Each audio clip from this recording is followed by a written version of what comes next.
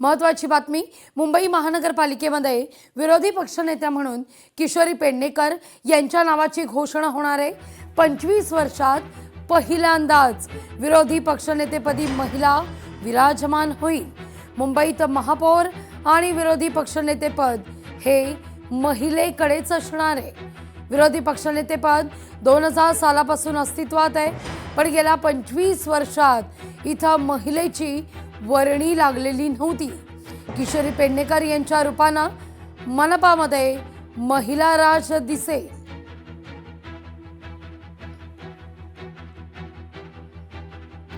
या सगळ्याविषयी अधिक माहिती घेण्याकरता थेट जाऊया आपल्या प्रतिनिधी भाग्यश्री यांच्याकडे। भाग्यश्री, किशोरी पेडणेकर यांच्या नावाला अधिक महत्त्व दिलं जात आहे विरोधी पक्षनेत्या म्हणून, त्यामुळे एकूणच जर या नावाची घोषणा झालीच तर दोन खरं तर ऐतिहासिक घटना ठरतील।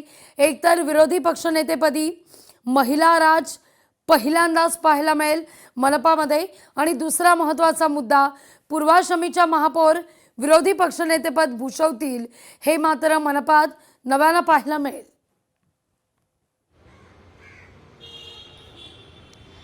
नक्कीच जी सूत्रांनी माहिती दिली लागवी त्यानुसार किशोरी पेडणेकरांच्या नावाला हिरवा कंदील जो आहे तो देण्यात आल्याची माहिती आहे। त्याचं कारण आपण बघितलंय की कोविडच्या काळात ज्या वेळेला किशोरी पेडणेकरांची खरंच गरज होती त्यावेळी किशोरी पेडणेकरांनी प्रचंड काम केलेलं होतं, स्वतः ग्राउंडला उतरून काम केलं होतं, ही एक बाजू।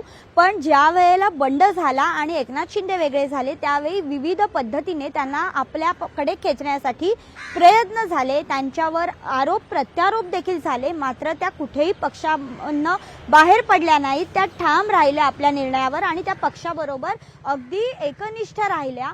त्यामुळे त्यांच्यावर झालेले आरोप प्रत्यारोपानंतर त्या पक्षाशी राहिलेल्या प्रामाणिकपणामुळे त्यांच्यावर ही मोठी जबाबदारी जी आहे ती देण्यात येते, अशा पद्धतीची माहिती सूत्रांनी दिलेली आहे। एकंदरीत जर बघितलं तर महिला महापौर झाल्यात, त्यामुळे महिला महापौरांना उत्तर देण्यासाठी एका महिलेची सक्षमतेची गरज आहे अशा पद्धतीने सांगितलं जातं। त्यामुळे ती सक्षम महिला किशोरी पेडणेकर आहेत असं पक्षश्रेष्ठींना वाटत असल्याची माहिती आहे। मात्र आता नावाची घोषणा होणार आहे, काही तासात त्यांच्या नावाची घोषणा होईल।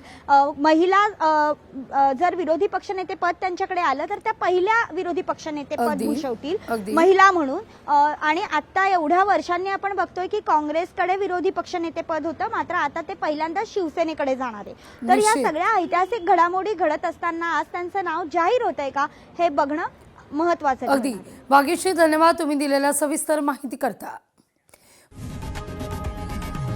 लोकशाही मराठी ऐका, पहा, जागरूक रहा।